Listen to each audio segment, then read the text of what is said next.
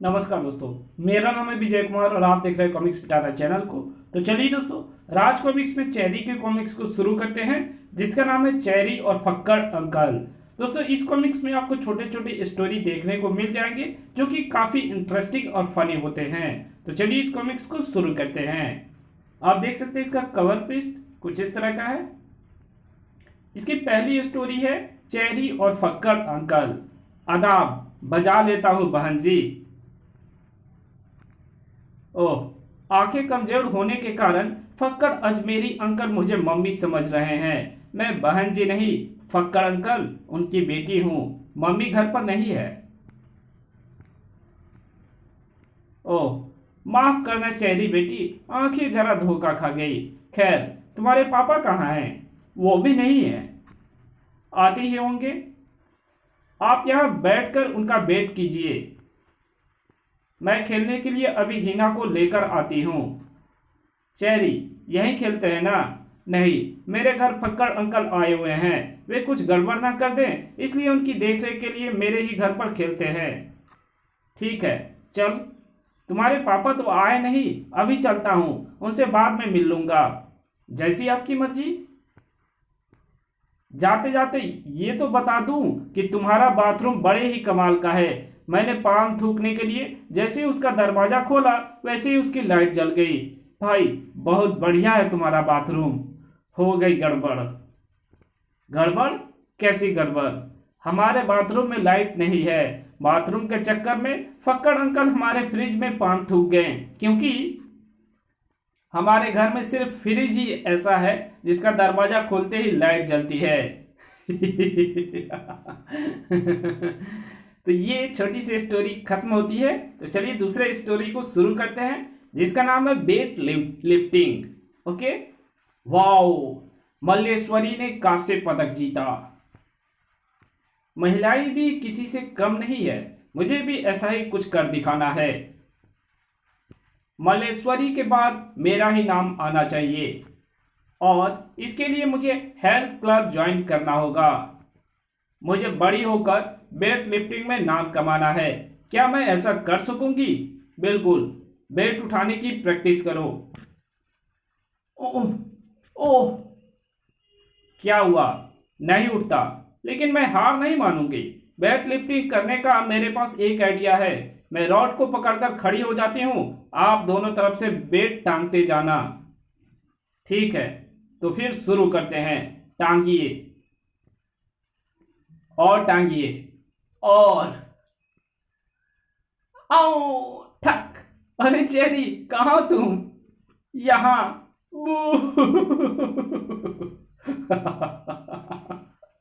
तो ये funny story भी खत्म होती है। तो चलिए चलते हैं दूसरे स्टोरी की तरफ, जिसका नाम है टेलीफोन। मैंने खाली मैच बॉक्स को इस धागे के दूसरी तरफ भी बांध दिया है। अब अपना टेलीफोन तैयार है। अब तुम खिड़की के रास्ते इस टेलीफोन के एक हिस्से को अपने घर ले जाओ कोची। ठीक है।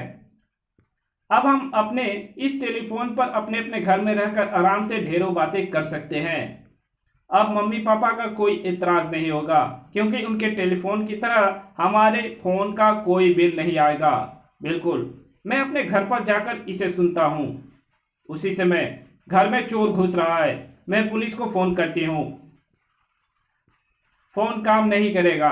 मैं इसकी वायर काट कर ही अंदर आया हूँ। ओह, तुम बाहर किसी को खबर नहीं कर सकती। तुम फंस गई। ओह, मुझे कुछ करना होगा। हेलो हेलो, जल्दी, हैंड्स अप। ओह, पुलिस। पुलिस को किसने खबर की? मैंने, और इसे मैंने कहा अपने इस स्पेशल फोन से। Great, wow. और ये स्टोरी भी खत्म होती है। इसकी अगली स्टोरी है मोटी लिखाई। क्लास में सभी बच्चे ने एनिमल्स नेम लिख लिए होंगे। चलो सभी बारी बारी से चेक कराओ। अरे, मैं अपना पेन तो घर ही भूल आई। बबली, तुम जरा भागकर मेरे घर से पेन तो ले आओ। अच्छा मैडम, चलो तुम दिखाओ, मेरे पास टाइम कम है। ओह, जल्दीबाजी में मैं अपनी घड़ी घर पर ही भूल आई हूँ। आशी, तुम मेरे घर से मेरी घड़ी ले आओ। चलो पिंकी, तुम अपनी कॉपी दिखाओ, तुम अपनी कॉपी दिखलाओ। ओह, लगता है मैं अपनी डायरी भी घर पर भूल आई हूँ। चिंकी, तुम जाकर मेरे घर से डायरी ले आओ, मुझे कुछ करना होगा। अरे चेरी, ये तुम क्या कर रही हो? तुमने तो एनिमेट नेम लिख रखे हैं, फिर उन्हें दोबारा इतनी मोटी मोटी लिखाई में क्यों लिख रही हो? ताकि मोटी लिखाई को मैडम आराम से पढ़ ले और मैं उनके घर जाने से बच जाऊं, क्योंकि मैं देख रही हूं कि मैडम अपना चश्मा भी घर भूल आई हैं। तो इसी के साथ ये स्टोरी भी खत्म हुई। तो चलिए चलते हैं दूसरे स्टोरी की तरफ, जिसका नाम है दुर्घटना से बचिए। ओह, सड़क दुर्घटना में 3 मरे, 4 घायल। 2 बच्चे सड़क दुर्घटना में घायल।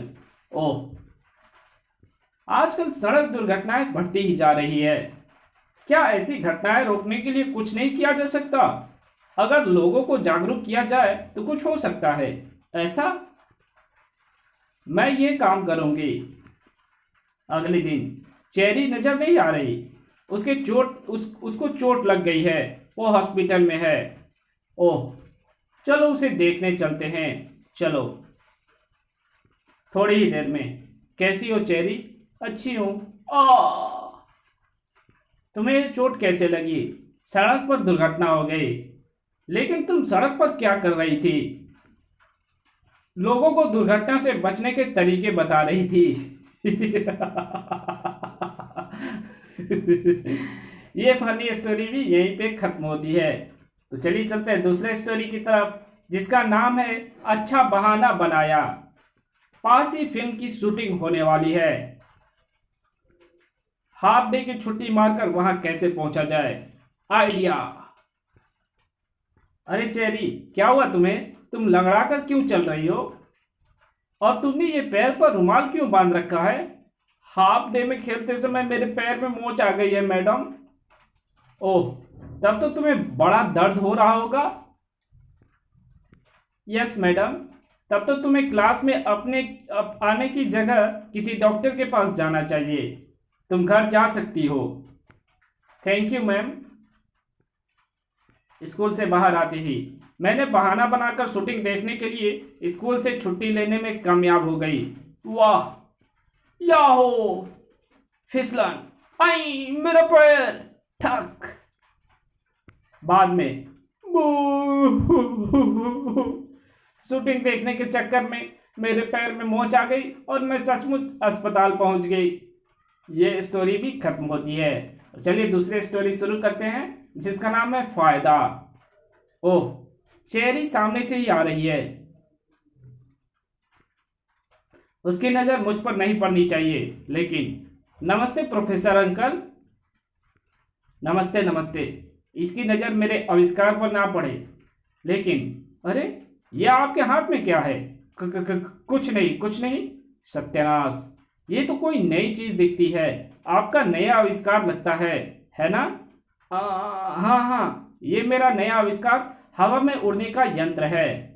इसे पकड़कर कोई भी आदमी आराम से हवा की सैर कर सकता है। ओह, फिर तो ये बहुत ही नुकसानदेह चीज है। वो कैसे? पहला नुकसान तो ये है कि इसके सहारे उड़कर आदमी बिजली की तारों में फंस सकता है। दूसरा ये कि अगर आदमी इससे उड़कर आकाश में पहुंचा तो वहां पक्षी उसे चोंच मार सकते हैं। फिर अगर ये हाथ से छूट जाए तो इसकी मदद से उड़ने वाला नीचे गिरकर घायल हो सकता है। इसके तो बहुत नुकसान है, जिसे मैं सारा दिन भी बताती रहूं तो पूरे नहीं होंगे। अच्छा, मैं इसका बटन दबाकर देखती हूँ। बटन दबाते ही आई, माना। मेरे इस नए आविष्कार के लाख नुकसान है, लेकिन एक बड़ा फायदा भी है। इसने मुझे तुमसे छुटकारा दिला दिया। आई, ये स्टोरी भी खत्म हुई। अब एक नई स्टोरी शुरू करते हैं, जिसका नाम है नई टीचर। सुना है तुम्हारी नई क्लास टीचर आई है चेरी? कैसी है? बिल्कुल बेकार। उन्हें कुछ भी आता जाता नहीं। तुम्हें कैसे पता चला? वो सारे सवाल तो हम बच्चों से ही पूछती है। यह स्टोरी भी खत्म होती है। इसकी अगली स्टोरी है दिमाग में भूसा। बाप रे, भैंसा आ रही है, मुझे भागना चाहिए। अरे, भैंसों को देखते ही तुम भागने क्यों लगे? टीचर कहती है कि मेरे दिमाग में भूसा भरा हुआ है, कहीं भैंस आकर चरने लगी तो। तो ये कहानी यही खत्म हुई। मिलेंगे एक और नई कॉमिक्स में, तब तक के लिए बाय। चैनल पर नए हो तो चैनल को सब्सक्राइब कर देना, वीडियो अच्छी लगे तो वीडियो को लाइक कर देना और एक अच्छा सा कमेंट भी कर देना। मिलते हैं आपसे एक और नई वीडियो में, तब तक के लिए बाय।